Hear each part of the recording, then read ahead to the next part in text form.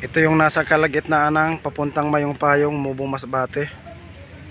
Sobrang akyatin dyan, nasa kalagitnaan nito. Pumunta sana ako doon kaso pagdating sa malapit na talaga doon sa pinakatuktok, maputik. Matras na lang ako. Bangin ito dito, nasa kalagitnaan pa lang ito. Meron ditong ganito, pasyalan o tambayan. Tingnan nyo yung mga nagabiyahe dito na habal-habal oh. Ayan yung service ko.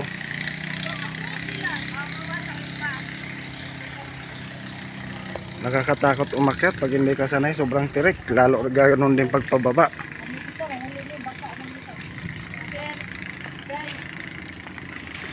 Ito yung pier ng Mubo. Ayan o, may mga barko. O ayan o, pier ng Mubo Masbate. Andyan yung mga barko biyahe ng Pilar, Piodoran, Batangas. Nagabot guys, kay grabe day dalan sa Mayong-Payong guys. Grabing lisod sa dalan. Ha? Jay, ay palusot. Igabok na muna dyan. Ayan o, bundok to. Sobrang taas talaga. Nakakatakot pagpababa, ganoon din pagpataas.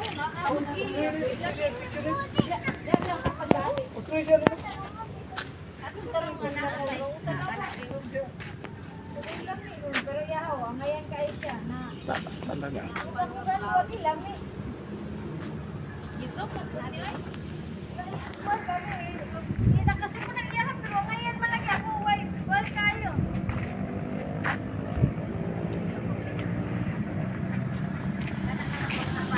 Ito, tingnan nyo. Pero sila.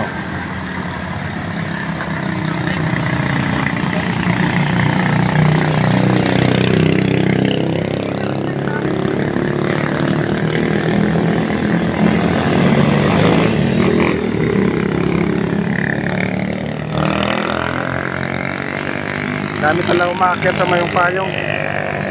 Nakakatakot lang yung daanan. Yan o, sobrang patirik, sobrang taas.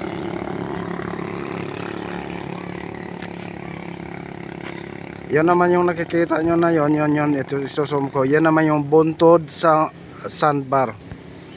Buntod Sandbar sa ng Masbate. Malapit lang sa city, tatawirin lang. Pag pumunta dyan, may nagpaparkil na dyan ng mga bangka papunta dyan. Yan yung nag-a-assist papunta dyan sa Buntod Sandbar. Dyan, yan yun. Sikat yan na pasyalan. Pag i-search nyo sa Masbate yung pasyalan, isa yan sa lalabas.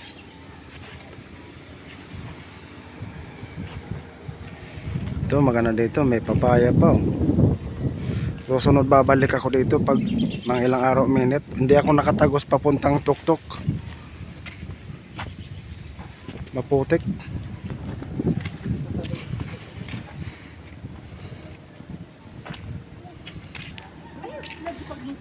Tingnan nyo.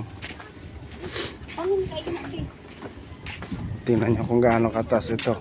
Ayan o. Sobrang lalim ng bangin. Yan, may mga nyug dyan, may mga nyug, tapos ayun, barako.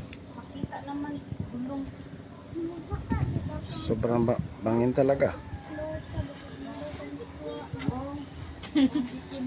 Pero maganda yung ano dito, may tambayan.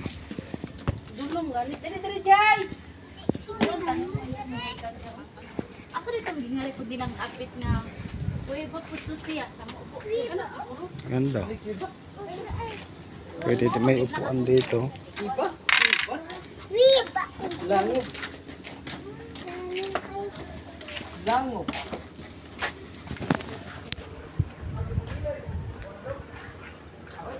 Picture din ako dire. Siguro lang